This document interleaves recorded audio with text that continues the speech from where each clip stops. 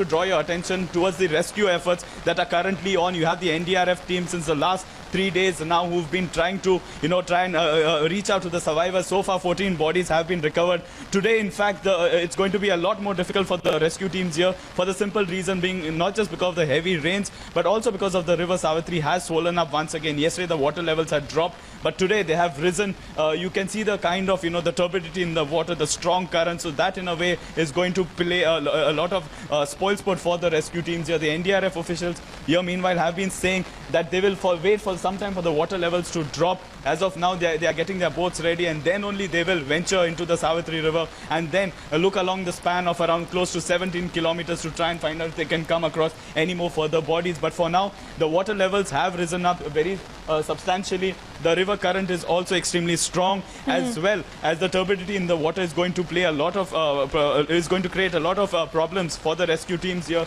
not just for the NDRF but also for the Indian Navy as well as for the Indian Coast Guard.